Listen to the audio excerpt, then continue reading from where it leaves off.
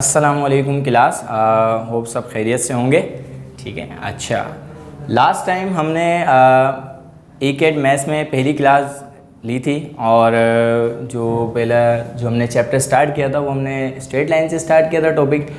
और जो क्लास थी हमारी वो डिस्टेंस फार्मूले की गिर्द चल रही थी और हमने तकरीबन डिस्टेंस फार्मूले के तमाम सवाल जो भी पॉसिबल सवाल थे वो हमने आपको कंप्लीट करा दिए थे। ठीक है, सिवाय एक टॉपिक के जो कि असल में बुक में इतना है नहीं ना उसके सवाल मौजूद है, लेकिन अमूमन ECAT के एग्ज़ाम में वो सवाल पूछ लिया जाता है, इसलिए उससे रिलेटेड एक सवाल मैं आपको पिछले लेक्चर से रिलेटेड एक सवाल करा देता हूँ, फिर हम अपने नए लेक्चर के टॉपिक पर जाएंगे। ठीक है। अच्छा, टॉपिक ये है कि हमने लास्ट टाइम जो पढ़ा था वो पढ़ा था हमने डिस्टेंस बिटवीन 2 पॉइंट। ठीक है, और हमने पढ़ा था कोऑर्डिनेट सिस्टम में। तो याद रखिएगा, एक पॉइंट को जाहिर करने के लिए हमने आपको बताया था ऐसे दो नंबर जो किसी पॉइंट की पोजीशन बताएं उसे कोऑर्डिनेट कहते हैं। कोऑर्डिनेट को जाहिर करने के लिए हमने बताया था कि दो नंबर होते हैं, जैसे 2, 3, 4, 5, ये किसी भी पॉइंट को जाहिर करने के लिए दो नंबर चाहिए होते हैं। इसी तरीके से इसी पॉइंट को जाहिर करने का एक और तरीक़ेकार होता है, उसको कहते हैं पोलर फॉर्म। इनको कहते हैं कोऑर्डिनेट फॉर्म या कार्टेशियन फॉर्म। इसी तरीके से इन्हीं पॉइंट को जाहिर करने का एक और फॉर्म है जिसको कहते हैं पोलर फॉर्म। यानी कि एग्जांपल के तौर पे हमारे पास ये ग्राफ है, ये एक्स एक्सिस है, ये वाई है। ठीक है, और एक पॉइंट है हमारे पास यहाँ पर। ठीक है, और इस पॉइंट को हम नाम दे देते हैं 4 और 3। ठीक है, हमने इस पॉइंट को नाम दे दिया। अब एक पॉइंट ये रहा ओरिजिन और एक पॉइंट ये रहा हमारे पास, और हमने इसके दरमियान डिस्टेंस पे हमने काम किया। लास्ट क्लास में अच्छे खासे सवाल किए। अब इसी पॉइंट को जाहिर करने का एक और तरीका है जिसको पोलर फॉर्म कहते हैं। यानी कि अगर आप देख लें कि अगर मैं यहाँ से बिल्कुल एक लाइन बनाऊँ स्ट्रेट, तो यहाँ से यहाँ तक का डिस्टेंस हमें मालूम करना होता है। ठीक है, जिसको हम D कहते हैं। तो अब पोलर सिस्टम में ये D की जगह ये हो जाता है R से मुराद इधर रेडियस कह लेते हैं हम। ठीक है, और यहाँ से यहाँ तक जो एंगल है वो हो जाता है थीटा। तो अब इससे ये पता चलता है कि एक यहाँ से यहाँ तक डिस्टेंस को, इस पॉइंट को जाहिर करने के दो तरीके, या तो आपके पास कोऑर्डिनेट फॉर्म में हो, ठीक है, या फिर आपके पास उस लाइन का, जो लाइन आपके ओरिजिन से लेकर यहाँ तक बन रही है, उसका एंगल पता हो पॉजिटिव एक्स एक्सिस से और उस लाइन की लेंथ पता हो, तो आप एग्जैक्ट उसी पॉइंट पे पहुंच जाओगे जिस पॉइंट पे कोऑर्डिनेट सिस्टम आपको बता रहा है। ठीक है, तो इसी यानी कि हमें पता है कि एक कोऑर्डिनेट फॉर्म को हम लिखते हैं एक्स और वाई के फॉर्म में। तो ये आपके पास कार्टेशियन फॉर्म हो गई या कोऑर्डिनेट फॉर्म हो गई। इसी को आप पोलर फॉर्म में यूँ लिखते हैं। ठीक है, आर थीटा।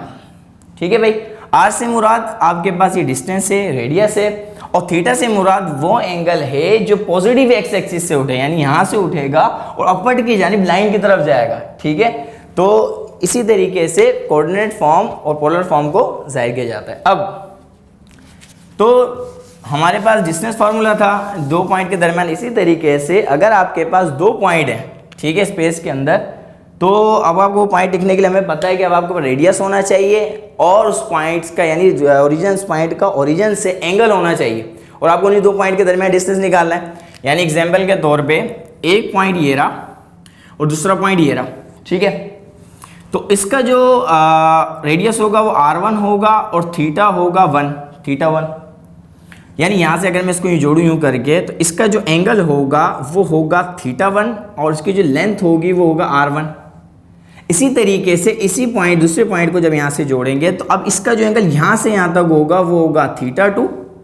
ठीक है, और इसकी जो लेंथ होगी बन जाएगा R2। और हमें जो असल में फाइंड करना है वो फाइंड करना है यहाँ से यहाँ तक का डिस्टेंस, यानी ये आपने D निकालना है। क्लियर है? तो अब ये जो फॉर्म है इसको कहते हैं पोलर फॉर्म।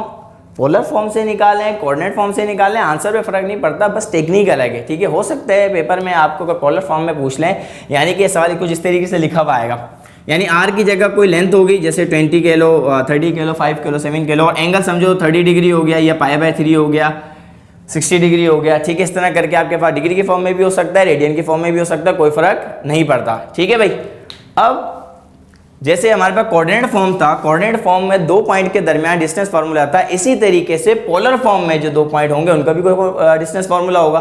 तो पोलर फॉर्म में distance formula for polar coordinate या पोलर फॉर्म, या पोलर फॉर्म भी कह सकते हैं, पोलर कोऑर्डिनेट भी कह सकते हैं, कोई इशू नहीं है, इससे कोई फ़र्क नहीं पड़ता, ठीक है। तो ये हो गया हमारे पास पोलर फॉर्म। तो पोलर फॉर्म का फॉर्मूला क्या है यहाँ पर, डी बराबर होगा r1 square r2 square -2 r1 r2 cos θ2 minus θ1, ये आपके पास फॉर्मूला होगा, ठीक है। इस फार्मूले के ज़रिए से हम दो पोलर फॉर्म पॉइंट के दरमियान डिस्टेंस निकाल सकते हैं, जैसे हमने लास्ट टाइम कोऑर्डिनेट फॉर्म के दरमियान निकाला था। एक एग्जांपल देख लेते हैं, ठीक है। एक टॉपिक था, बस हमने छोटा टॉपिक है वो कवर करना है, अगर कोई सवाल आ जाए रियली तो आप इसको हैंडल कर सकें। तो इसका एक सवाल देख लेते हैं ताकि आपको ज़्यादा अंडरस्टैंडिंग हो। तो एक सवाल देख लेते हैं, find the distance between points, यानी कि 5 और लेते हैं 60 एंड 330। ये दो हमने पोलर कोऑर्डिनेट ले लिए, ठीक है, पोलर फॉर्म में। अब हमने इन दो पॉइंट के दरमियान डिस्टेंस निकालना है। तो सिंपल है, अभी हमने आपको बताया कि अगर दो पॉइंट है तो पहला वाला हो जाएगा r1 और ये हो जाएगा θ1, ये हो जाएगा r2, ये हो जाएगा θ2, ठीक है। और नीचे हमारे पास फॉर्मूला मौजूद है। इस फॉर्मूले में जहाँ जहाँ r1 आ रहा है वहाँ पे आप 5 रखेंगे, जहाँ r2 आ रहा है वहाँ आप 3 रखेंगे और एंगल थीटा की जगह इसकी वैल्यू पुट कर देंगे। तो गौर से देखिएगा, तो वैल्यू पुट करके देखते हैं। तो d r1 की जगह पर आ जाएगा 5 स्क्वायर, और यानी r1 की जगह आ गया 5, r2 की जगह पर आ जाएगा 3, ठीक है, -2, r1 की जगह पे 5, r2 की जगह पे 3 cos θ2 जो है वो हमारे पास 60 है, तो यह आ जाएगा 60 - 30, ठीक है भाई, वैल्यू पुट कर दी। उसके बाद 5 का स्क्वायर 25, 3 का स्क्वायर 9, 2 5 = 10, 10 3 = 30, और ये आपके पास बच जाएगा cos 30 डिग्री, ठीक है भाई। फिर cos 30 आप निकाल लेंगे, तो 25 + 9 हो जाएगा आपके पास 34, माइनस यह आ गया 30, ठीक है। और cos 30 की वैल्यू जो है वो हमारे पास होती है 0.866, ठीक है भाई। फिर आप क्या करेंगे, इसको इससे मल्टीप्लाई कराएंगे, ठीक है। मल्टीप्लाई कराने के 34 से माइनस करेंगे, अगर रूट निकल रहा है तो ठीक है, ठीक है, और अगर रूट नहीं निकल रहा तो आप ऐसे ही छोड़ देंगे, ये आपका आंसर हो जाएगा। आप इसको आगे कैलकुलेटर से कर लीजिएगा, ठीक है। तो ये हमने आपको एक दो पॉइंट का पोलर फॉर्म में डिस्टेंस आपने निकालना सिखा दिया है। इसी तरीके से आपको एक होमवर्क दे रहे हैं इसी सवाल से, तो आप जो है इसको घर पे ट्राई कीजिएगा, ठीक है। तो सवाल है हमारे पास, find the distance between points 9, 90 and 7, 45, ठीक है। इन दो पोलर फॉर्म के दरमियान, यानी पोलर पॉइंट्स के दरमियान आपने जो है ना डिस्टेंस फाइंड करना है, ठीक है। चलें भाई, अब इस टॉपिक से आपका तो जो है ना डिस्टेंस फार्मूले का तमाम जो है ना वो काम कंप्लीट होता है। तमाम जो टॉपिक थे, यानी तमाम जो रिलेटेड क्वेश्चन थे, हमने आपको डिस्टेंस फार्मूले से कंप्लीट करा दिए हैं, ठीक है। अब हम आते हैं आज के टॉपिक पर, ठीक है। और आज का लेक्चर 2 जो है वो इस टॉपिक से बाकायदा स्टार्ट होगा। और आज का जो टॉपिक है हमारा वो है मिड पॉइंट, ठीक है। मिड पॉइंट और डिवीजन यानी सेक्शन फार्मूला, जो डिवीजन, इंटरनल डिवीजन और एक्सटर्नल डिवीजन आपने क्लास में पढ़ा है, उससे रिलेटेड क्वेश्चन होंगे, ठीक है। तो टॉपिक है आज का मिड पॉइंट।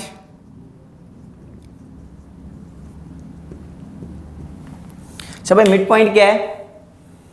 एक स्ट्रेट लाइन है, जैसे आपके पास एक स्ट्रेट लाइन है, उसके एंड पॉइंट होते हैं। एंड पॉइंट्स को हम कहते हैं सेगमेंट्स, लाइन सेगमेंट, यानी x1 और y1। दूसरे वाले एंड पॉइंट को हम कहते हैं x2, y2, ठीक है। तो वो पॉइंट जो किसी लाइन को इक्वली डिवाइड कर दे, यानी कि ऐसा पॉइंट किसी लाइन के बीच में जो किसी भी लाइन को बराबर बराबर हिस्सों में ब्रेक कर दे, तोड़ दे, उस पॉइंट को हम कहते हैं मिड पॉइंट। ठीक है, और मिड पॉइंट का जो फॉर्मूला है हमारे पास वो है m x and y x1 plus x2 divided by 2 y1 plus y2 divided by 2। ठीक है, अब दो पॉइंट्स के दरमियान मिड पॉइंट जो है निकालने का तरीका हमने आपको बता दिया इस फार्मूले से। एक सवाल देख लेते हैं इससे रिलेटेड। तो सवाल है आपके पास question number 1, find the mid point of line segment 7, 8 and 3, 4। पहले हम डायरेक्ट वही रिवायती तरीके से काम करेंगे जो आपका फार्मूला लगाया, वैल्यू पुट के ऊपर। इसको हम जरा शॉर्ट करके देखते हैं और देखते हैं कि इतना टाइम हमारे पास बचता है। ठीक है, तो ये हो जाएगा पहला वाला आपके पास x1 y1 और ये हो जाएगा आपके पास x2 y2। ये हमारा मिड पॉइंट फार्मूला है। वैल्यू पुट करके देखते हैं, x1 की जगह पर x1 की वैल्यू, x2 की जगह पर x2 की वैल्यू। तो ये जो आपका मिड पॉइंट बन जाएगा ये बन जाएगा यानी 7 + 3, यानी कि जो x1 है, x1 की जगह पर x1 7 आ गया, x2 की जगह पर x2 की वैल्यू 3 आ गई और डिवाइडेड बाय 2। ठीक है, और इसी तरीके से y1 प्लस y2 यानी y1 की वैल्यू प्लस y2 की वैल्यू डिवाइडेड बाय 2। तो ये हो जाएगा 7 + 3 10 डिवाइडेड बाय 2 12 डिवाइडेड बाय 2। तो ये बन जाएगा 5 और ये हो जाएगा 6।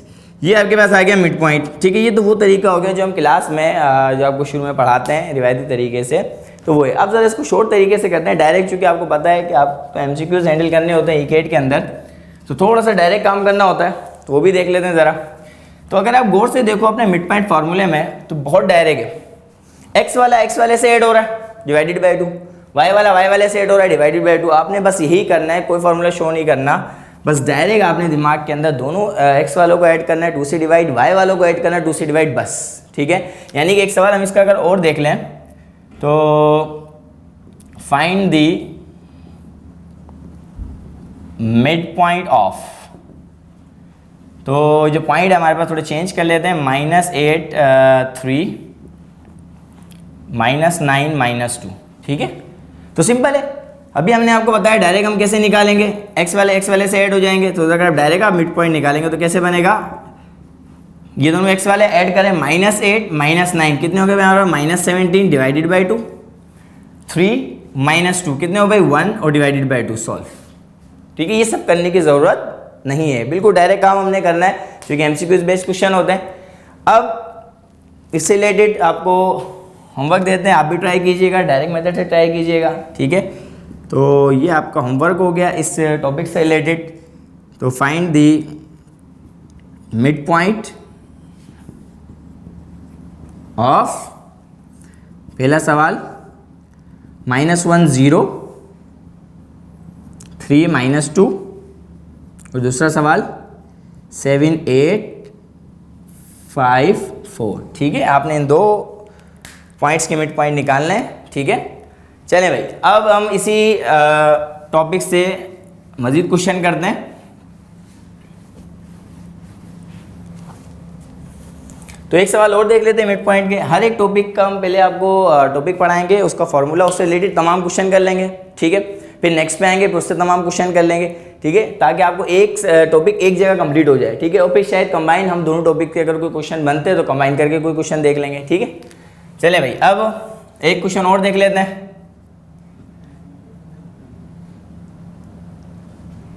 If 3 4 is end point of line segment and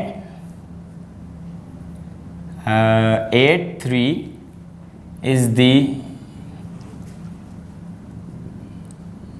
midpoint of line, find other end point।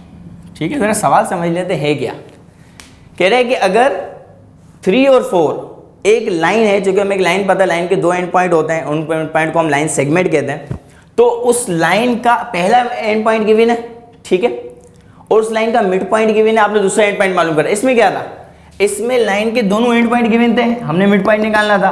अब इसमें उलट है, इसमें मिड पॉइंट गिवन है, ठीक है, और आपने लाइन का दूसरा वाला एंड पॉइंट निकालना है। एक साइड मालूम है, यानी अगर मैं इसकी डायग्राम बनाऊं, ये आपको पता है, ये मिड पॉइंट गिवन है और ये आपने निकालना है, ठीक है। अगर मैं इसकी डायग्राम बनाऊं तो ये कुछ इस तरीके से सवाल आपके पास बन रहा है, और ये पॉइंट आपने मालूम करना है। अगर मैं एक्स वाई लिखूं तो ये आपने मालूम करना है, ठीक है।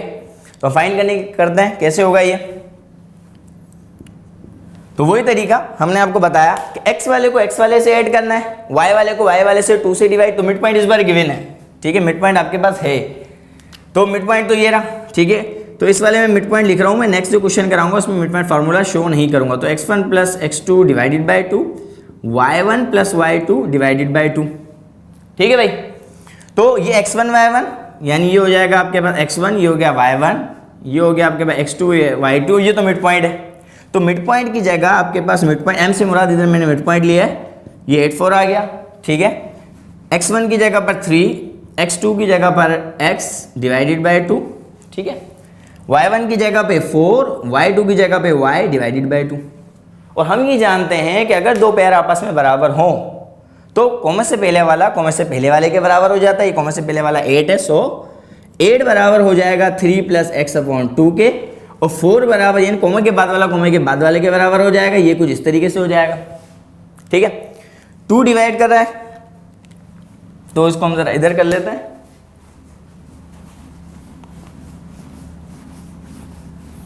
टू डिवाइड करो तो जाके मल्टीप्लाई करेगा, हो जाएगा 16, और ये हो जाएगा 3 प्लस एक्स, ये हो जाएगा 8 यानी 2 4 ज़ा 8, और ये बन जाएगा 4 प्लस वाई।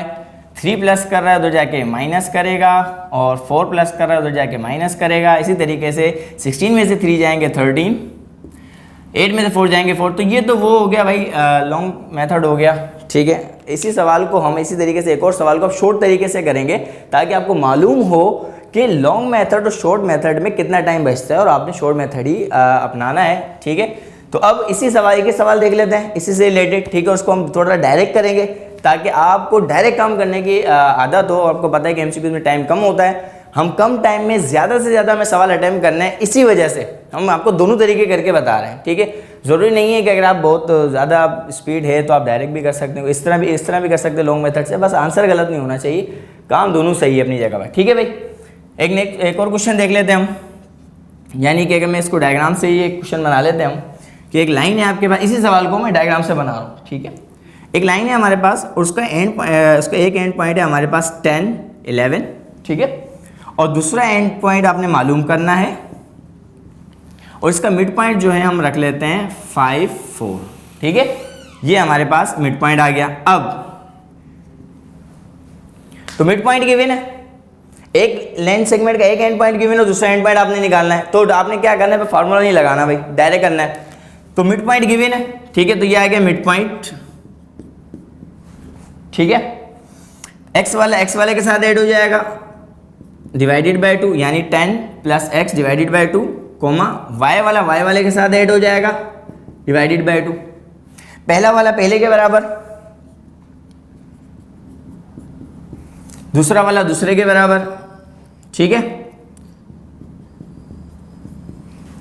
अब 2 से जाके मल्टीप्लाई करेगा 10 इज इक्वल टू 10 एक्स, 10 से 10 कैंसिल हो गया, एक्स आ गया आपके पास 0, ये एक्स की वैल्यू आ गई, ठीक है। इसी तरीके से 2 से जाके मल्टीप्लाई करेगा 2 4 ज़ा 8, ये हो गया 11 उधर जाके माइनस करेगा तो ये आपके पास बच जाएगा -3, ठीक है भाई।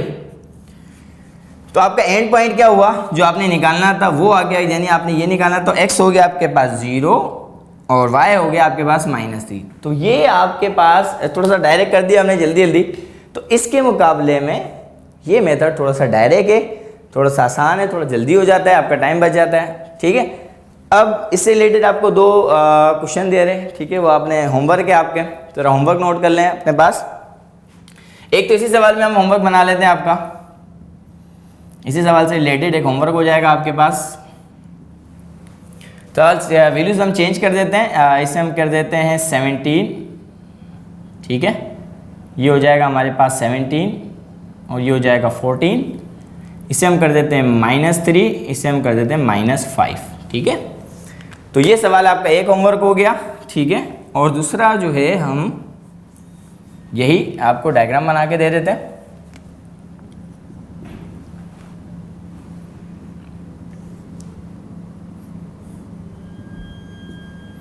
ये 9 है, 9 9 3 5 11 13, सॉरी ये पॉइंट आपने मालूम करना है, ठीक है।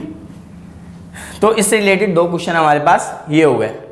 अब हम आते हैं अपने नेक्स्ट टॉपिक पर, यानी इसी से रिलेटेड अब मज़ीद सवाल हम करने की कोशिश करते हैं।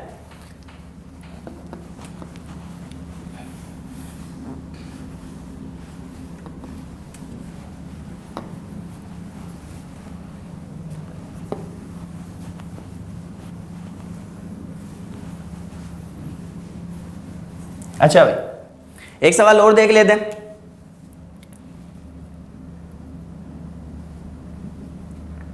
A circle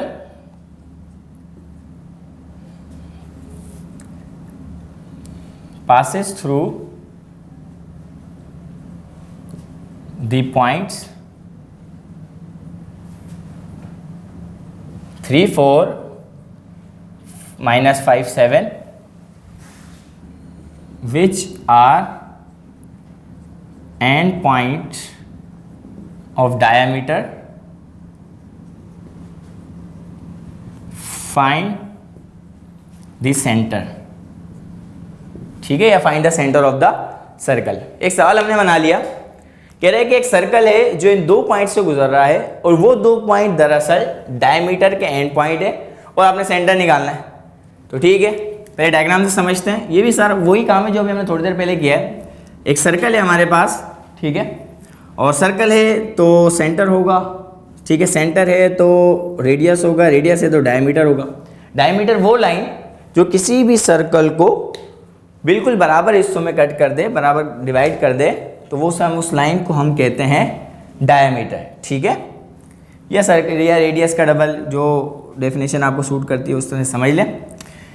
अब ये जो पॉइंट है 2, वो डायमीटर के एंड पॉइंट है 3 4 और -5 7, और आपने पता करना है सेंटर। आप ये जानते हैं कि डायमीटर जो है ना, दरअसल में 2 रेडियस, जब 2 रेडियस आपस में ऐड होते हैं, यानी रेडियस का double, twice of a radius is called diameter. तो जब ये 2 रेडियस मिलते हैं, क्योंकि बराबर बराबर होते हैं, हमें पता है कि सर्कल की डेफिनेशन है सेंटर से लेकर बाउंड्री तक का डिस्टेंस इक्वल होता है। तो यहाँ से यहाँ तक इक्वल है, यहाँ से यहाँ तक इक्वल है। और अभी हमने थोड़ी देर पहले बताया है कि अगर कोई पॉइंट लाइन पे इस तरह रखा हुआ हो कि वो लाइन को 2 बराबर हिस्सों में डिवाइड कर दे, तो समझो वो पॉइंट मिड पॉइंट है। इसका मतलब सेंटर जो है वो डायमीटर का मिड पॉइंट है। तो सिंपल आप मिड पॉइंट फॉर्मूला लगा लें। तो अभी हमने डायरेक्ट क्या बताया, एक्स वाले को एक्स वाले से ऐड कर दें, ठीक है, वाई वाले को वाई वाले से और 2 से डिवाइड कर दें। तो सेंटर क्या बनेगा मिड पॉइंट फार्मूले के हिसाब से, एक्स वाला एक्स वाले से ऐड हो जाएगा डिवाइडेड बाय 2, वाई वाला वाई वाले से ऐड हो जाएगा डिवाइडेड बाय 2। तो ये क्या बन जाएगा आपके पास -2/2, और ये हो जाएगा आपके पास 11/2। कैंसिल करने के बाद ये बचेगा -1 11/2। तो ये आपके पास एक सवाल हमने आपको बताया। तो इससे रिलेटेड आपके पास मुख्तलिफ क्वेश्चन हैंड आउट में भी हैं, और साथ साथ मैं जो है आपको होमवर्क दे रहा हूँ, तो आप करते जाइएगा। और प्रैक्टिस होगी, जितनी प्रैक्टिस होगी उतना आपके पास बेहतर समझ में आएगा आपको, ठीक है। अब हम आ जाते हैं नेक्स्ट क्वेश्चन पर, ठीक है, ये आपको समझ आ गया होगा। अब हम इससे रिलेटेड 1-2 क्वेश्चन और देख लेते हैं।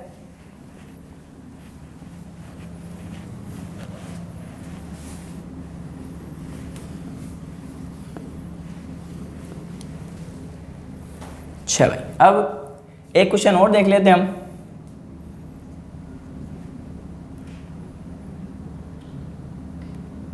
इफ 7 5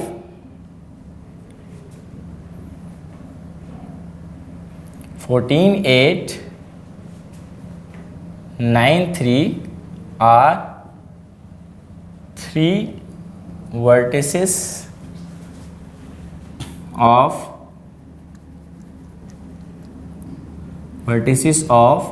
rectangle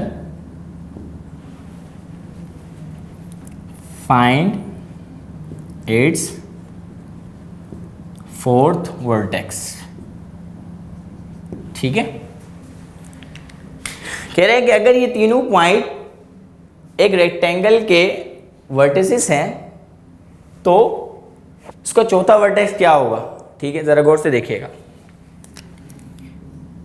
तो पहले तो डायग्राम समझाते हैं, पहले वही तरीका हम वो रिवायती काम करते हैं, उसके बाद हम डायरेक्ट करेंगे। तो अगर आपके पास ये रेक्टेंगल है, ठीक है, और ये इसके एंड पॉइंट है, एक ये जो इसके वर्टिसेस हैं, एक और ये हो गया आपके पास दूसरा वर्टेक्स, ये हो गया तीसरा, और चौथा आपने निकालना है। अच्छा याद रखिएगा, अगर आपके पास कभी भी कोई 3-4 साइड वाली डायग्राम यानी क्वाड्रिलेटरल हो कोई भी, और आप उसमें पॉइंट रख रहे हैं तो याद रखें साइक्लिक आपने पॉइंट रखने होते हैं। ठीक है, इस तरह 1 2 3 इस तरह नहीं रखेंगे 1 2 3, तो आपका आंसर गलत होएगा। हमेशा याद रखिएगा, हमेशा पॉइंट साइक्लिक रखिएगा। अच्छा एक और बात, वो तमाम क्वाड्रिलेटरल यानी 4 साइड वाली डायग्राम जिनकी अपोजिट साइड्स पैरेलल हो, ठीक है, जैसे स्क्वायर हो गया, रेक्टेंगल हो गया, पैरेललोग्राम हो गया, तो उनके जो डायगोनल है वो हमेशा एक दूसरे को हाफ कर देंगे, मिड पॉइंट पे कट करेंगे। यानी कि ये एक डायगोनल ये रहा, ठीक है, और एक डायगोनल ये रहा आपके पास। तो चाहे स्क्वायर हो, रेक्टेंगल हो या आपके पास पैरेललोग्राम हो, इनके डायगोनल हमेशा एक दूसरे को हाफ हाफ कर देते हैं। ठीक है, यानी कि अगर ये एक दूसरे को कट करते हैं तो ये हिस्सा बराबर हो जाता है और ये हिस्सा बराबर हो जाता है। तो ये जो बीच वाला जो है ना, ये इन दोनों का मिड पॉइंट होता है, और दोनों का मिड पॉइंट, अब जाहिर सी बात है एक ही पॉइंट पे टकरा रहे हैं, तो दोनों का मिड पॉइंट क्या हुआ, सेम। इस सवाल को करने के आपके पास हैं 3-4 तरीके। ठीक है, और सबसे आसान जो तरीका वो मिड पॉइंट, आप इसको डिस्टेंस फार्मूले से भी कर सकते हैं, वो हमने 2.1 में किया था, वो बहुत लेंथी मेथड है। ठीक है, तो वो तो यूज़ नहीं कर सकते, तो आपने मिड पॉइंट फार्मूला यूज़ करना है।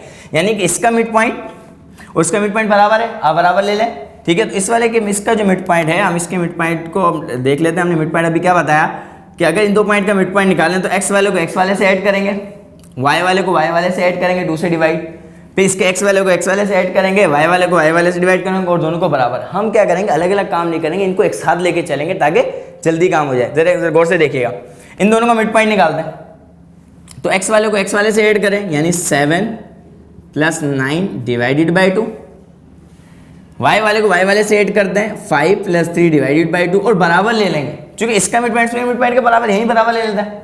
एक्स वाले को एक्स वाले से ऐड कर देंगे और वाई वाले को वाई वाले से ऐड कर देंगे, y + 8 डिवाइडेड बाई 2।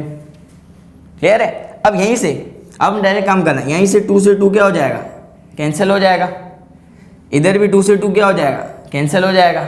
ठीक है, 7 और 9 ऐड करेंगे तो बन जाएगा 16, और ये कॉमा से पहले वाले के बराबर हो जाएगा, तो ये बराबर हो जाएगा x + 14 के। डायरेक्ट कर रहे हैं, 5 + 8 हो जाए, 5 + 3 हो जाएगा 8/2, और वो बराबर हो जाएगा जैसे कॉमा के बाद वाला कॉमा से बाद वाले, यानी वो हो जाएगा, सो 2 तो कैंसिल हो गया। ठीक है, उसको तो नहीं लिखेंगे हम, और ये हो जाएगा +8। यहाँ तक क्लियर है। 14 प्लस करो तो जाके माइनस करेगा, तो ये हो जाएगा 16 - 14 = x, एंड 8 प्लस करो जाके मैंने यहाँ भी कैंसिल कर सकते हैं, 8 से 8 कैंसिल हो गया, और ये आपके पास बच गया 0, और 14 में से 16 में से 14 का ये बच गया आपके पास 2। तो आपके पास जो है मिड पॉइंट जो है वो क्या निकलेगा आपके पास, मिड पॉइंट आपके पास हो गया 2 0। ठीक है भाई, अब आपके पास मिड पॉइंट आ गया।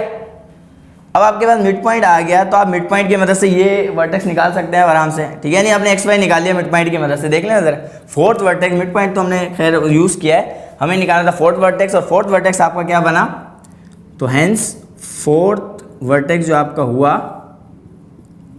फोर्थ वर्टेक्स यानी एक्स क्या है आपके पास 2 और वाई क्या है 0, आंसर। ठीक है, तो आपने इसी तरीके से करना है, चाहे स्क्वायर हो, चाहे रेक्टेंगल हो, चाहे पैराग्राम हो। तो एक सवाल जो है वो आपको होमवर्क के लिए देते हैं, तो आप उसको ट्राई कीजिएगा घर पे। ठीक है, डायरेक्ट मेथड से करके देखिएगा, बेहतर तो यही है, ताकि आप जल्द ज़्यादा से ज़्यादा सवाल अटैम्प्ट करें कम से कम टाइम में। ठीक है भाई। अच्छा भाई, एक होमवर्क ले लेते हैं इसी सवाल का।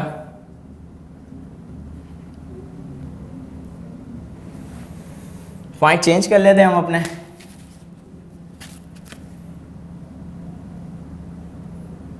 9 -9 3 5 4 8, ठीक है। और आपने फोर्थ वर्टेक्स निकालना है, ठीक है। ज़रूरी नहीं रेक्टेंगल हो, स्क्वायर भी हो सकता है, पैरेललोग्राम भी हो सकता है। तो सब के लिए टेक्निक जो है ना वो सेम है, इसलिए हम इसके एक सवाल करा दिए, एक आपको होमवर्क दे रहे हैं, प्रैक्टिस कीजिएगा। और इसके रिलेटेड सवाल जो है आपके हैंडआउट्स में भी हैं, वो आप देख लीजिएगा। कुछ ना हो, कुछ सवाल कोई प्रॉब्लम हो तो आप सवाल कर सकते हैं, ठीक है। अच्छा भाई, अब हम जाते हैं अपने नेक्स्ट टॉपिक पर, ठीक है।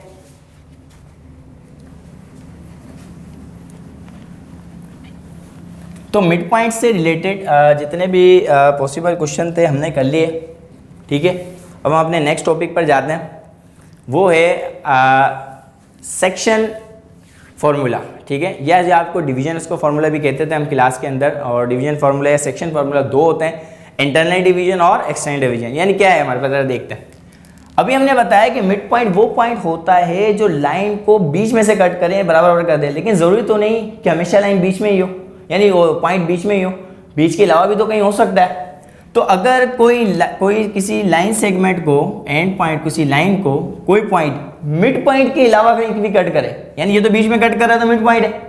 तो बीच के अलावा अगर कहीं पे भी पॉइंट कट कर रहा है इधर या इधर, तो ज़रा गौर से देखिएगा। तो एक पॉइंट हो गया x1 y1 और दूसरा जो पॉइंट हो गया वो आपके पास हो गया x2 y2, और ये दोनों पॉइंट मिला के लाइन बना रहे हैं। तो अभी हमने बताया जो बीच में होगा वो मिड पॉइंट है। बीच के अलावा जो पॉइंट है, अब जरूरी नहीं है कि बीच में ही हो, तो बीच के अलावा जो भी पॉइंट रखेंगे, जैसे ये पॉइंट है, ये इस लाइन को यहाँ कट कर रहा है, तो इसका मतलब इसने लाइन के दो हिस्से बना दिए, बराबर नहीं, अलग अलग। तो कुछ लाइन का हिस्सा उधर चला गया, कुछ लाइन का हिस्सा इधर चला गया, तो इन हिस्सों को हम कहेंगे रेशोज। क्या कहेंगे हम? रेशोज। यानी कि अगर इस लाइन के समझो 3 हिस्से थे, एक बराबर हिस्से के लेते फिलहाल 1 2 3, और हमें ये वाला पॉइंट पता करना है, यानी इस जगह पे लाइन ने पॉइंट ने कट किया है, तो लाइन के कितने हिस्से इधर रहेगा? 1। लाइन के कितने हिस्से इधर रहेगा? 2। तो इन हिस्सों को हम कहेंगे रेशोज। यानी पॉइंट ने लाइन को किसी खास रेशो से डिवाइड किया है, तो इस तरह के डिवीजन को हम कहते हैं सेक्शन डिवीजन या डिवीजन फार्मूला। या डिवीजन फार्मूला, और ये दो तरीके के होते हैं, इंटरनली डिवीजन और एक्सटर्नल डिवीजन। अभी इंटरनल एक्सटर्नल डिवीजन क्या है वो जरा देख लेते हैं, ठीक है। क्लियर है भाई? अब जरा इनको लिख लेते हैं।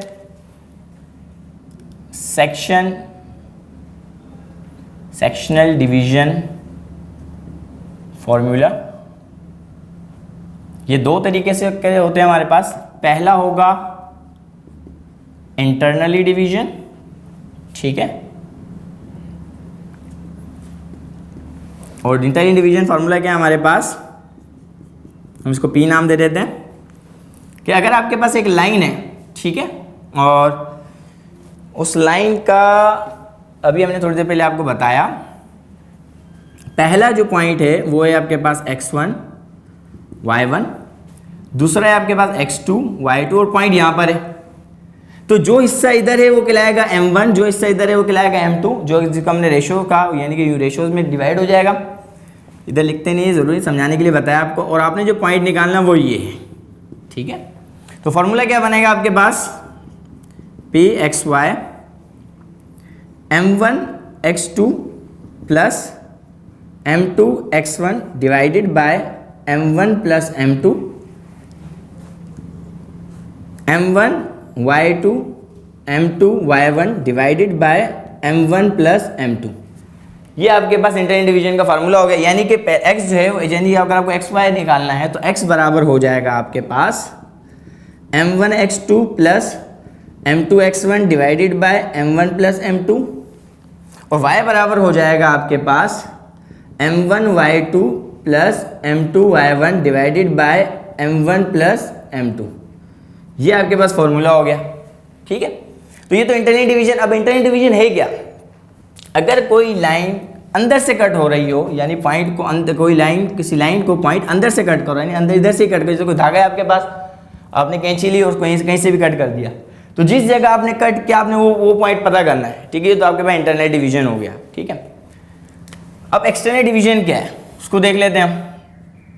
फॉर्मूले हम बताएंगे, उसके बाद डायरेक्ट अपने सवालात पे जाएंगे। पहले आपको डिफाइन कर दें ये है क्या, दोनों। तो एक्सटर्नल डिवीजन पे जाते हैं। तो एक्सटेंडेड डिवीजन है क्या?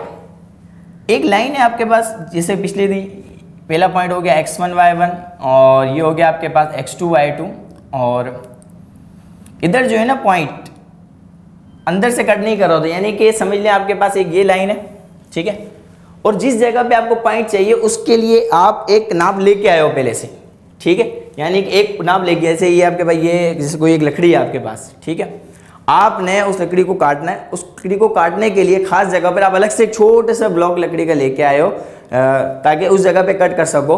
जैसे ये लाइन है और मुझे कहीं से कट करना, तो मैं एक और उस लाइन का नाप लेके आया हूँ इतना, और मुझे मैंने यहाँ रखा बिल्कुल बराबर है, तो मुझे पता लगा मुझे इधर इस जगह पे कट करना है।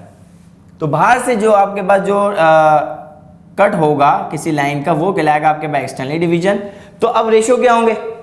इधर तो आसान था, इधर पॉइंट रखा, जो उधर बच गया m1, जो उधर बच गया m2। अब इधर वो अलग से लेके आया आपके पास जो है वो नाप कि जो है ना इतना होना चाहिए कि इस जगह इतना, यहाँ से आता इतना होगा, तो इस जगह का मुझे पॉइंट चाहिए। तो जो पहली वाली जो लाइन की जो लेंथ होगी ना, वो पूरी लेंथ वो आपके पास m1 बन जाएगी, और जो बाहर से अलग से जो आपके पास पता है कि भाई यहाँ से यहाँ तक कट करना है, ये बात की हो जाएगी आपके पास m2। ठीक है, फॉर्मूला सेम यही है, फर्क क्या है, बस प्लस की जगह क्या लगाना है, माइनस लगाना है। तो इस वाले जो इस जगह जो पॉइंट बन रहा है, ये पूरा रेशियो m1 है, इस पॉइंट को हम नाम दे देते हैं q।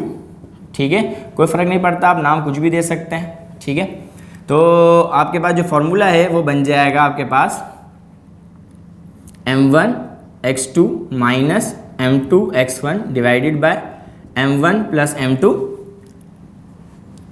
m1 y2 minus m2 y1 divided by m1 minus m2। ठीक है भाई, वही हमारा तरीका, पहले हम फार्मूला बताएंगे, पहले तो रिवायती तरीके से एक सवाल करेंगे, फिर इसकी भी शॉर्ट टेक्निक है, वो टेक्निक भी लगाएंगे। ठीक है, तो हमें दोनों काम आने चाहिए। इसी तरीके से चूंकि ज़्यादातर जो है ना इंटरनल डिवीजन फार्मूला यूज़ होता है, हम ज़्यादातर इसी पे काम करेंगे, पूछा भी ज़्यादातर यही जाता है। ये हमने एहतियात के तौर पर आपने दिखवा दिया, फॉर्मूले तो एक ही, कि टेक्निक एक ही है, एक करवाएंगे, दूसरा आपने खुद करना है। ठीक है भाई, हम आगे बढ़ते हैं, इससे रिलेटेड कुछ क्वेश्चंस कर लेते हैं।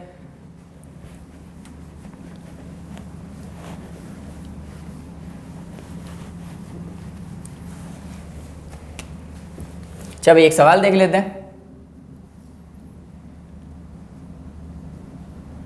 Find a point which divides line segment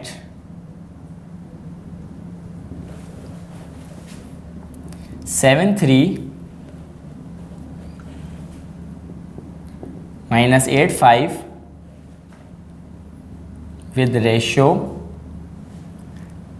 3:5। ठीक है, ये आपके पास सवाल है, कह रहा है कि एक ऐसा पॉइंट पता करें जो एक लाइन को किस तरह कट कर रहा है, 3:5 के रेशियो से कट कर रहा है। ठीक है, ज़रा देख लेते हैं। अच्छा, 3:5 रेशियो है क्या, इसको हम डायग्राम से समझिए, ज़रा गौर से देखिएगा। 3:5 रेशियो का मतलब है कि एक लाइन है, उसके 5 बराबर हिस्से हैं, 1 2 3 4 और ये 5। ठीक है, और 5 बराबर से तीसरे हिस्से पर 1 2 तीसरे हिस्से पे पॉइंट रखा हुआ, ये पॉइंट आपने पता करना है। लाइन का पहला सेगमेंट है ये रहा लाइन सेगमेंट, और दूसरा जो एंड पॉइंट ये रहा -8.5, और आपने ये पॉइंट पता करना है। तो अभी हमने बताया कि कोई भी पॉइंट किसी भी लाइन को अगर मिड पॉइंट के अलावा कहीं से भी कट कर रहा हो, तो समझो आपने फार्मूला लगाना है इंटरनल डिवीजन। ठीक है, या सेक्शन डिवीजन फार्मूला जो अभी हमने लिखवाया। चूँकि इसमें जिक्र नहीं है एक्सटर्नल इंटरनल, तो ऑब्वियस इंटरनली होगा, अगर एक्सटर्नली होगा तो आपको बताएगा। ठीक है, अब तो रेशियो आपके पास क्या है गिवन है, रेशियो आपके पास m1 m2 बराबर हो गया 3:5। तो फॉर्मूला है, हमने आप पता करना है ये पॉइंट, इसको हम नाम दे देते हैं q। पहले वही हम लॉन्ग मेथड से करते हैं, फिर इसी को शॉर्ट मेथड से करेंगे ताकि आपको दोनों समझने में आसानी हो। तो फॉर्मूला देख लेते हैं हम अपना, ये हो गया m1 x2 plus m2 x1 divided by m1 plus m2, फिर m1 y2 plus m2 y1 divided by m1 plus m2। तो वैल्यू पुट कर लेते हैं।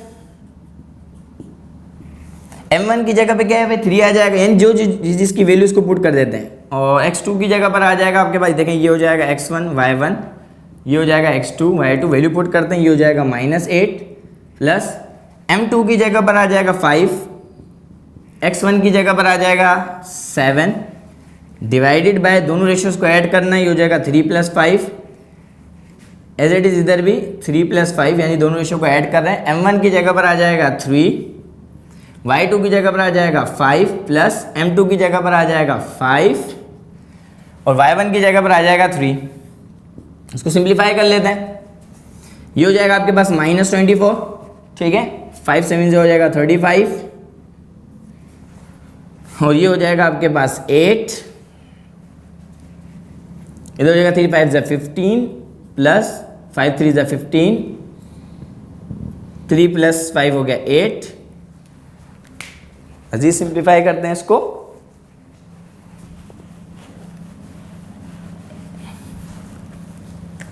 ये हो जाएगा हमारा p x y =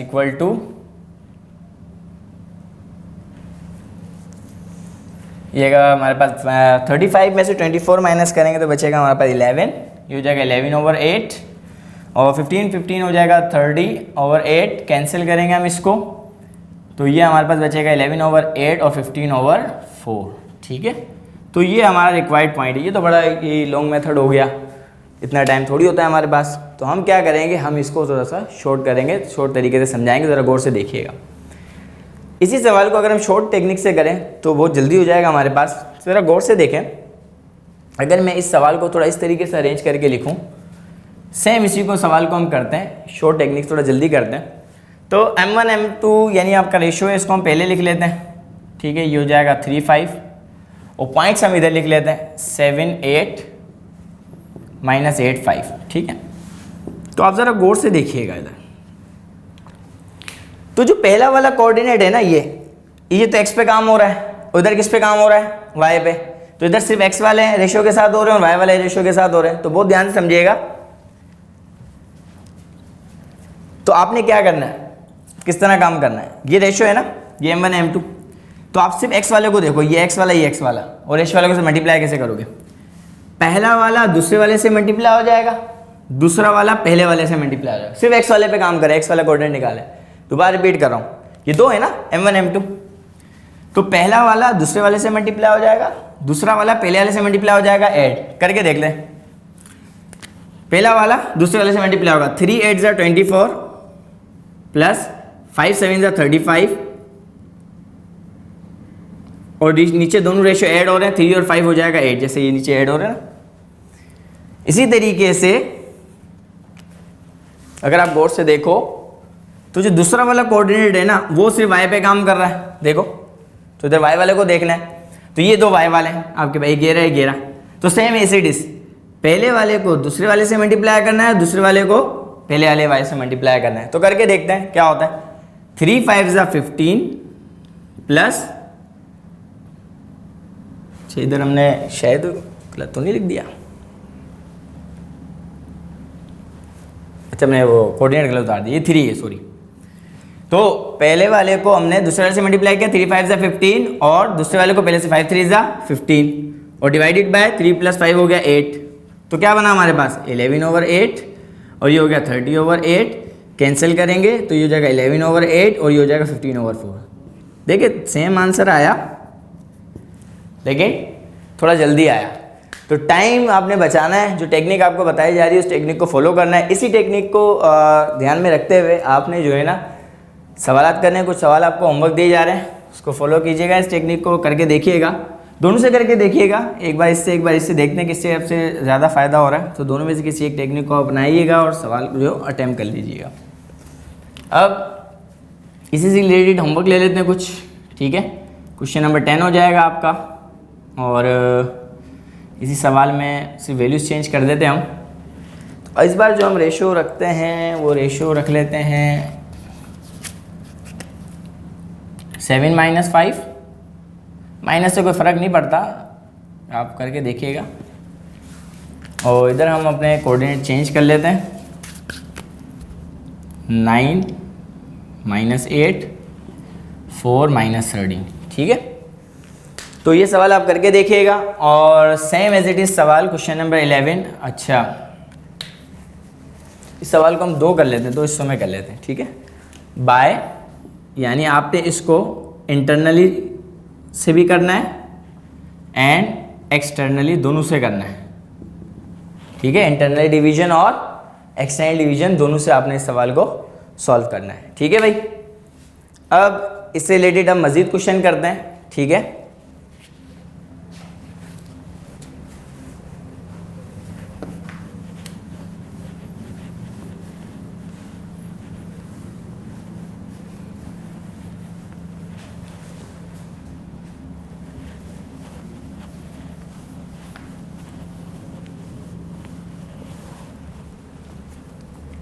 अच्छा, अब एक सिंपल सवाल देख लेते हैं, इसमें कोई कैलकुलेशन नहीं है, बिल्कुल डायरेक्ट आंसर होगा। इसको ज़रा देखते हैं हम कैसे होगा।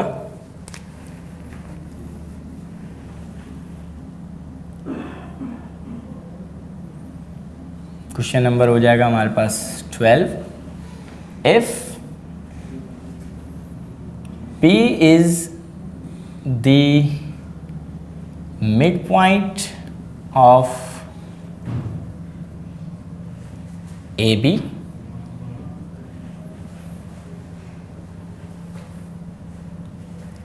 Q is the midpoint of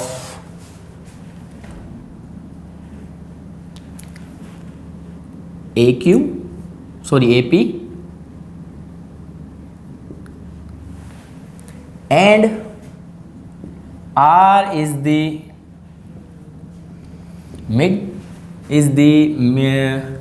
midpoint of PQ, then ठीक है। तो पहले डायग्राम बना लेते हैं और फिर देखते हैं इससे हमने क्या क्या फाइंड करना है, ठीक है। तो अगर मैं इसको डायग्राम बना लूँ इस सवाल को, फिर देखते हैं इससे क्या क्या पॉसिबल सवाल बन सकते हैं जो आपसे पूछे जा सकते हैं। पूछा एक जाएगा, मैं एक सवाल से बहुत सारे सवाल निकाल लेते हैं ताकि सारी बातें आपकी क्लियर हो जाएं, ठीक है। तो अगर मैं डायग्राम बनाऊँ तो असल में जो लाइन है वो है AB, ठीक है। तो AB लाइन है हमारे पास, ये A है, ये B है, ठीक है। और ये जो P है ना वो AB का मिड पॉइंट है, बिल्कुल बीच में, यहाँ पर ये आ गया P, ठीक है। और एक और पॉइंट है Q, वो मिड पॉइंट है किसका, AP का, ये AP है, इसके बीच में बिल्कुल Q है। और R जो है वो मिड पॉइंट है किसका, PQ का, ठीक है। और थोड़े सवाल चेंज करते हैं, PQ नहीं PB का मिड पॉइंट है, ठीक है। इधर आ गया R आपके पास, ठीक है। तो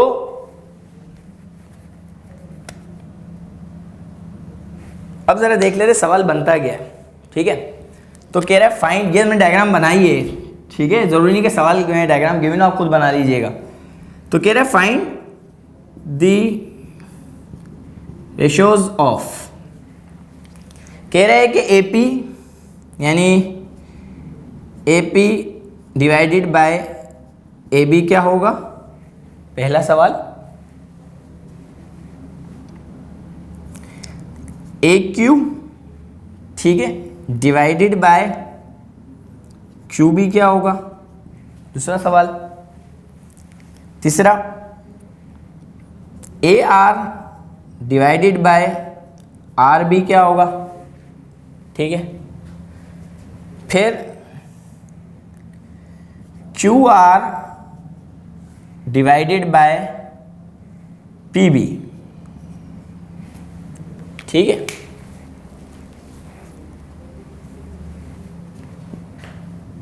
QR डिवाइडेड बाय PB, नहीं QR divided by PB, QR तो ज़्यादा हो गया, PR,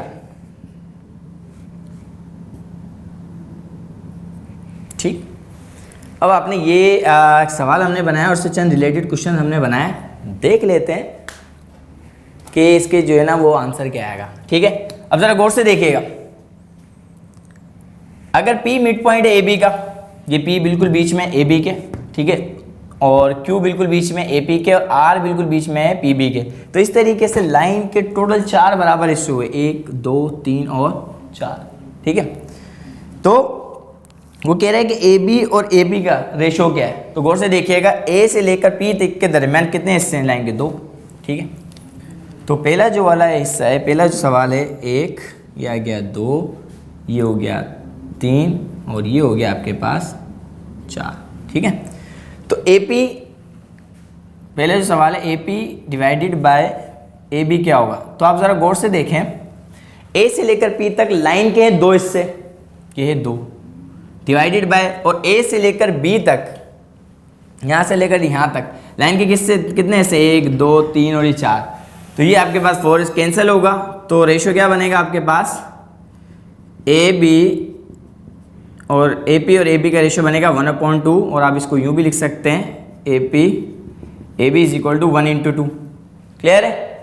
इसी तरीके से आपने बताना है कि ए क्यू और क्यू बी का रेशो क्या है, ज़रा देख लेते हैं। आपने बताना है ए क्यू और क्यू बी के दरमियान क्या रेशो है, जरा गौर से देखिएगा। ए से लेकर क्यू तक 1 हिस्सा है और क्यू से लेकर बी तक 3 हिस्से हैं, तो रेशो क्या हुआ आपके पास? 1/3। गौर से देखिए ना, ए से लेकर क्यू तक एक लाइन का हिस्सा है और क्यू से लेकर बी तक कितने हिस्से? 1 2 3, तो रेशो क्या बना? 1/3। तो A Q ratio Q B is equal to 1/3। ठीक है, अब थर्ड पार्ट देख लेते हैं। थर्ड पार्ट में पूछ रहा है A R divided by R B. तो ए आर क्या है? ए से लेकर आर तक कितने हिस्से? 1 2 3, और आर से लेकर बी तक 1, तो ऊपर तो आ जाएगा 3 और नीचे आ जाएगा 1। तो आपके पास रेशो बना इसका A R ratio R B is equal to 3/1। ठीक है, लास्ट वन देख लेते हैं हम। तो लास्ट जो है वो आपके पास है Q R divided by P R. तो क्यू आर, ये क्यू है और ये आर है, कितने हिस्से भाई? 1 2, और पी आर 1, तो हो गया आपके पास 2/1, और ये आपके पास बना Q R ratio P R is equal to 2/1। ठीक है, तो ये आपके पास जो है एक सवाल आपका हमने देखा। ये सारे नहीं पूछे जाएंगे आपसे, कोई एक बात पूछी जाएगी। हमने क्या किया, एक ही सवाल में बहुत सारी चीज़ें आपकी कवर करा दी। ठीक है, ताकि आप सवाल को बेहतर तरीके से कर सकें। अब इससे रिलेटेड एक और क्वेश्चन कर लेते हैं। ठीक है, फिर हम आगे बढ़ते हैं।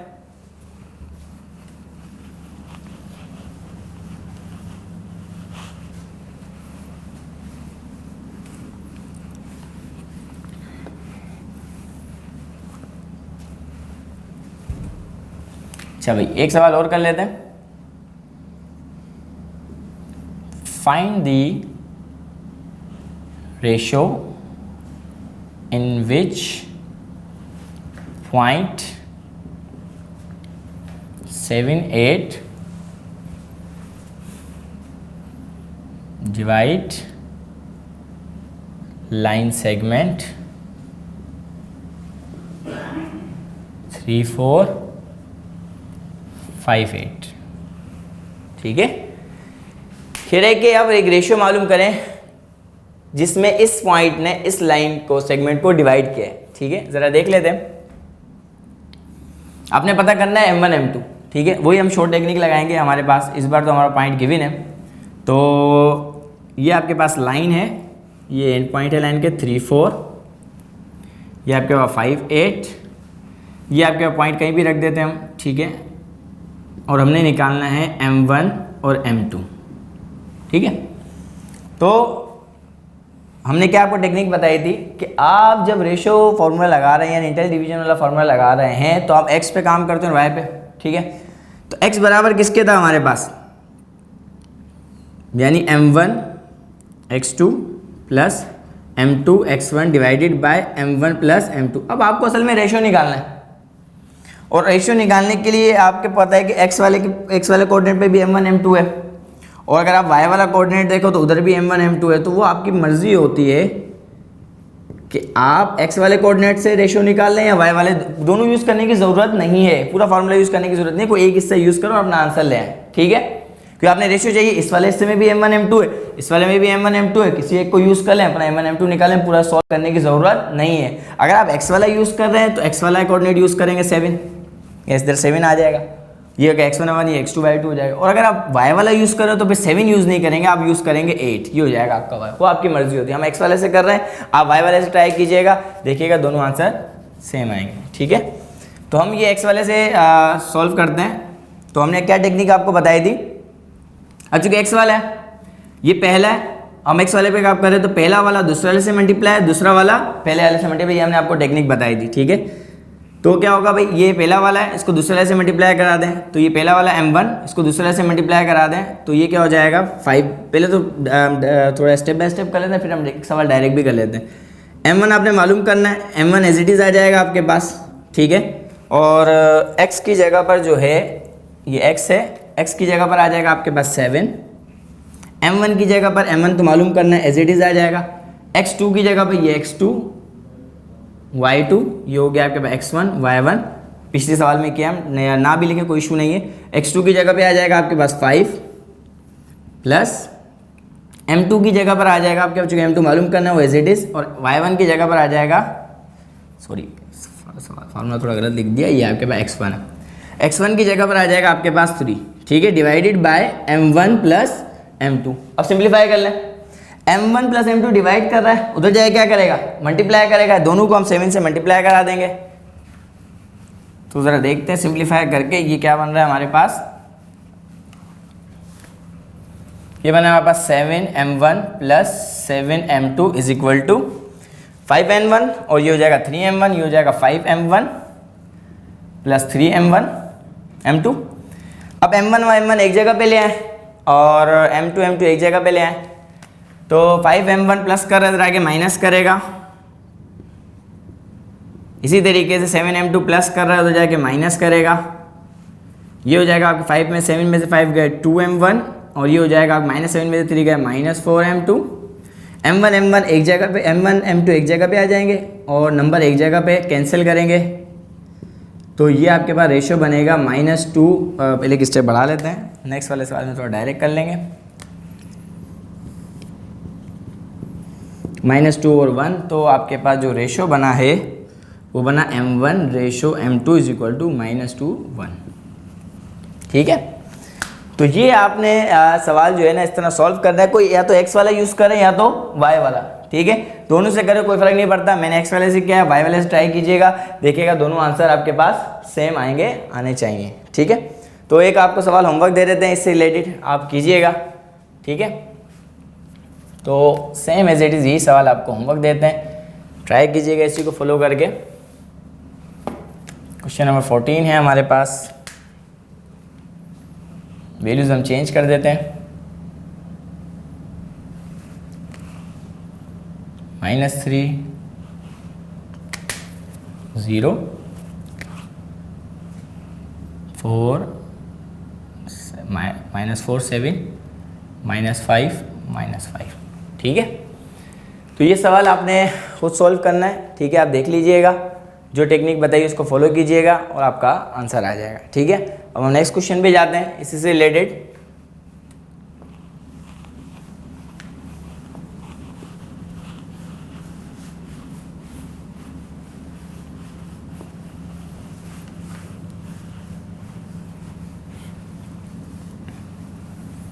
अच्छा भाई, अब एक सवाल देख लेते हैं छोटा सा। लास्ट लेक्चर में हमने डिस्टेंस पढ़ा और आज हमने पढ़ा मिड पॉइंट और इंटरनेट डिवीजन। अब तो दोनों से मिला के एक सवाल देख लेते हैं क्या बनता है। तो एक सवाल बनाते हैं, क्वेश्चन नंबर 14 बनेगा, if P is the mid point of 3 5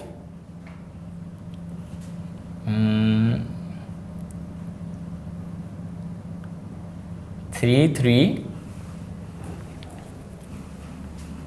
and Q is divide line segment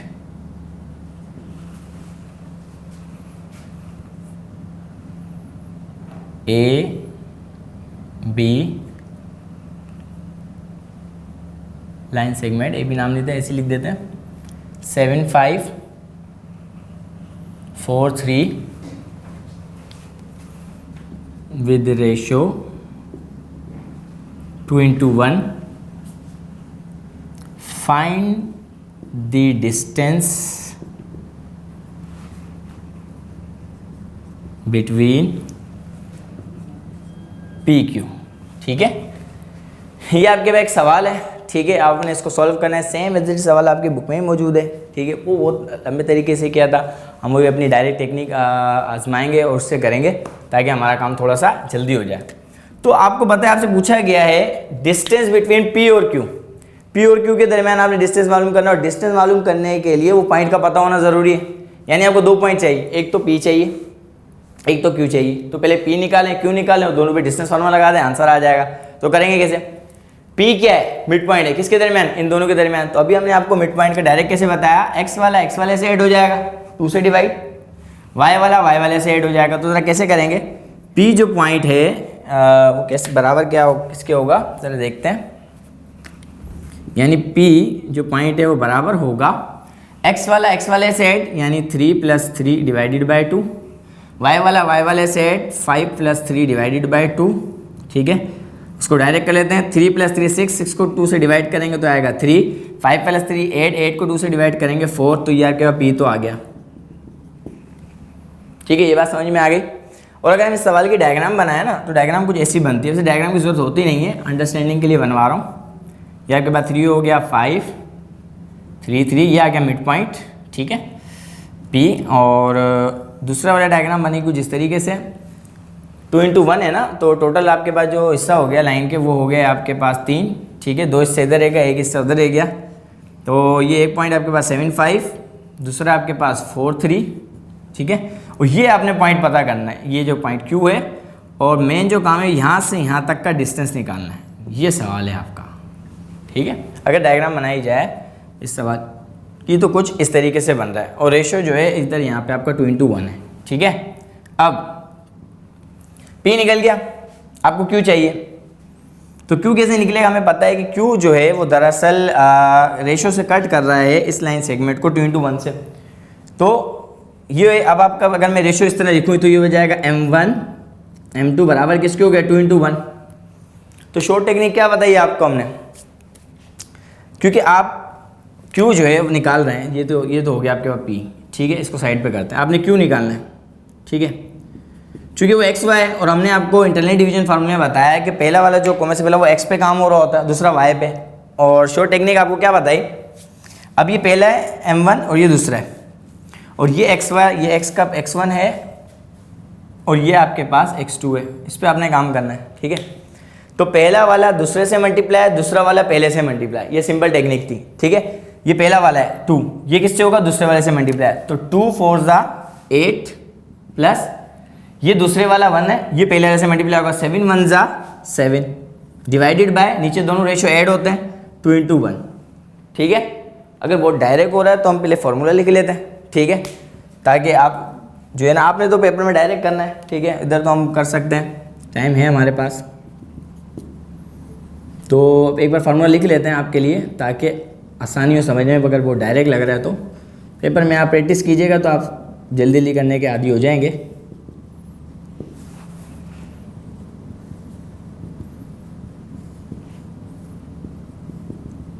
तो अभी हम डायरेक्ट ही करेंगे, जो टेक्निक आपको बताया उसी को फॉलो करेंगे। ठीक है, तो ज़रा गौर से देखिएगा, Q है x और y, ज़रा गौर से देखिएगा। अभी हमने आपको क्या बताया, पहला वाला दूसरे से मल्टीप्लाई, दूसरा वाला पहले से मल्टीप्लाई। 2 4 हो गया 8। ठीक है, ये हो गया 8 और ये हो गया 8 हो गया, और दोनों रेशो नीचे ऐड हो रहे हैं, तो 2 और 1 हो गया 3। ठीक है, प्लस सॉरी ये हो गया पहला वाला दूसरा से मल्टीप्लाई होगा 2 4 8 प्लस दूसरा वाला पहले से मल्टीप्लाई होगा 7 1 7 डिवाइडेड बाय, दोनों रेशो ऐड होंगे, जैसे ये M1 + M2 ऐड हो रहा है, ये हो जाएगा आपके पास 2 + 1 3। इसी तरीके से नीचे आ जाएगा 3। जो x पे तो काम हो गया, फिर आपने y पे काम करना है। ठीक है, तो ये पहला वाला होगा आपके पास y1, ये होगा y2, same as it is. दूसरा वाला, पहला वाला दूसरे वाले से 2 3 6 और दूसरा वाला पहले से 1 5 5, और 7 और ऐड करेंगे तो हो जाएगा 15/3 और ये हो जाएगा 11/3, ये कैंसिल हो जाएगा, ये आपके बचेगा 5 11/3, ठीक है। तो Q भी आ गया और P भी आ गया। अब दोनों के दरमियान आपने डिस्टेंस निकालना है, ठीक है, यानी अब आपने निकालना है PQ। और डिस्टेंस फार्मूला हमने आपको क्या बताया था, x2 - x1 whole square y2 - y1 whole square, ये भी डायरेक्ट करना है आपने। और हमने आपको लास्ट टाइम क्या टेक्निक बताई थी डायरेक्ट डिस्टेंस फार्मूले की, कि अगर दो पॉइंट है आपके पास सेम है, ठीक है, यानी अगर आपने देखा होगा डिस्टेंस फार्मूला से x वाला x से माइनस होता है, y वाला y से, तो x वाला x वाले को देखो ये x वाला है। और हमने आपको डायरेक्ट डिस्टेंस की टेक्निक क्या बताई थी, अगर साइन सेम है तो माइनस होंगे, ठीक है, साइन पॉजिटिव रहेगा, और अगर साइन डिफरेंट है तो ऐड हो जाएंगे, ठीक है। अभी तो देखो 3 और 5 का साइन प्लस है तो माइनस हो जाएंगे दोनों आपस में, 5 में से 3 गए, बचेगा आपके पास 2 और डायरेक्ट हो जाएगा 2 का स्क्वायर। इसी तरीके से 4 और 11/3 के साइन भी जगह सेम है, तो आप क्या करेंगे, माइनस कर देंगे, तो 4 बड़ा है तो 4 - 11/3 का स्क्वायर हो जाएगा, 2 का स्क्वायर 4 हो जाएगा, ये आपके पास हो जाएगा 12, हो जाएगा 1/3, देखें 3 4 12, एलसीएम जब आप लेंगे तो ये बनेगा आपके पास, यानी कैलकुलेटर में आप डायरेक्ट रखेंगे, तो कैलकुलेटर खैर अलाउ होता नहीं है, तो फिर भी हम डायरेक्ट से करने की कोशिश करते हैं। 3 4 12 - 11/3, 12 में से 11 जाएंगे 1, तो हो जाएगा 1/3, और 1/3 का स्क्वायर क्या होगा 1/9, फिर आप एलसीएम ले लें, 9 4 36, 18 35/9, रूट ले लें तो ये होगा 35/3 यूनिट्स, ठीक है। ये आपके पास सवाल कंप्लीट हुआ।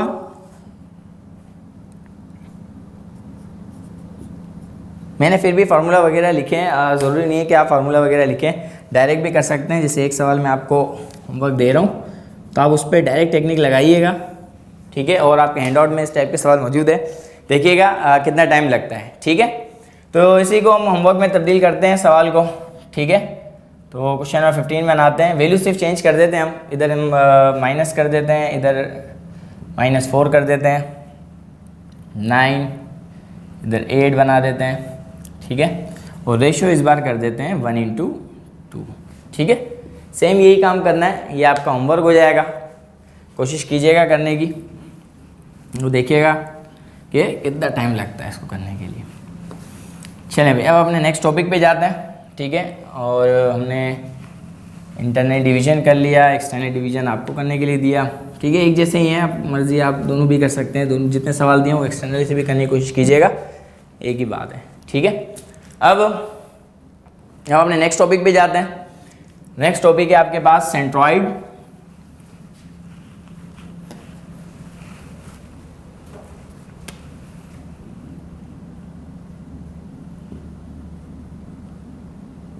सेंट्रॉइड क्या है, इसकी डेफिनेशन देख लेते हैं, क्योंकि कभी कभी जो है ना डेफिनेशन भी आपके एमसीक्यूज में आ जाती है, यानी इसकी डेफिनेशन लिखी होगी, नीचे 4 ऑप्शन होंगे, ठीक है, 4 ऑप्शन में से जहाँ सेंट्रॉइड होगा आपने लगाना है, तो डेफिनेशन आपको पता होनी चाहिए, तमाम उसको डायग्राम से भी समझाते हैं ताकि आपके जहन में रहे, डायग्राम से भी पूछा जा सकता है। तो the point of concurrency of medians of triangle called centroid, ठीक है। और इसको ये इस तरह भी लिखा जा सकता है, point where the medians of triangle meets called centroid, ठीक है। दोनों तरीके से पूछा जा सकता है, कोई फर्क नहीं पड़ता, एक ही बात है। अच्छा, सबसे पहले देख लेते हैं पॉइंट ऑफ कॉन्करेंसी होता क्या है। एक ऐसा पॉइंट जिसमें एक से ज़्यादा लाइनें इसी पॉइंट से गुजर रही हूँ, मोर देन वन लाइन या मोर देन वन और 2 line passes through the same point called point of concurrency, यानी कि ऐसा पॉइंट जिसमें 2 से ज़्यादा लाइनें गुजर रही हों, पास हो रही हो, पॉइंट ऑफ कॉन्करेंसी कहलाता है। तो अब पॉइंट ऑफ कॉन्करेंसी किन लाइनों का है, जरा गौर से देखिएगा। The point of concurrency of median और ट्रायंगल, ट्रायंगल के जो मीडियंस हैं जब वो आपस में टकराते हैं तो जो पॉइंट बनता है उस पॉइंट को हम क्या कहते हैं, सेंट्रोइड। डायग्राम से देखिएगा, ये हमारे पास ट्रायंगल है, ठीक है। और अब ट्रायंगल है तो 3 साइड होंगी, इसे हम नाम दे देते हैं ए बी सी, ठीक है। ए बी साइड के बिल्कुल बीच का पॉइंट है एक, ये मिड पॉइंट हो गया एक, ये दूसरा मिड पॉइंट हो गया, तीसरा मिड पॉइंट हो गया, ठीक है। इस एंगुलर पॉइंट से, ए पॉइंट से लेकर एक लाइन बनाए बिल्कुल सीधी, इस पॉइंट पे टकराए, और यहाँ से बिल्कुल सीधी लाइन बनाए, इस यहाँ से एंगुलर पॉइंट बी से निकाल के इस मिड पॉइंट पर टकराए, और यहाँ से यहाँ तक जो टकराएगी लाइन, इससे एक पॉइंट बनेगा बीच में, ये आपके कहलाते हैं मिड पॉइंट्स, ठीक है। ये जो तीनों है ना, ये आपके मिड पॉइंट्स हैं, और ये जो पॉइंट है ना, ये दरअसल है आपका सेंट्रॉइड, ठीक है भाई। तो सेंट्रॉइड का फॉर्मूला लिख लेते हैं। तो सेंट्रॉइड का फॉर्मूला है आपके पास x1 x2 x3 divided by 3, y1 y2 y3 divided by 3। ये x1 x2 x3 y1 y2 y3 जो है ये आपको दरअसल ट्रायंगल के वर्टिसेस से मिलेंगे। ए बी सी है ना, तीनों है ना, हर एक पॉइंट आपको x y y y देता है, x1 y1 x2 y2 x3 y2, तीनों वर्टिसेस मिलके आपको x1 y1 x2 y2 x2 y3 दे देंगे आपको, और यहाँ पुट करेंगे तो आपके पास सेंट्रॉइड का आंसर आ जाएगा फॉर्मूले में पुट करके, ठीक है। इससे रिलेटेड एक सवाल कर लेते हैं, ठीक है।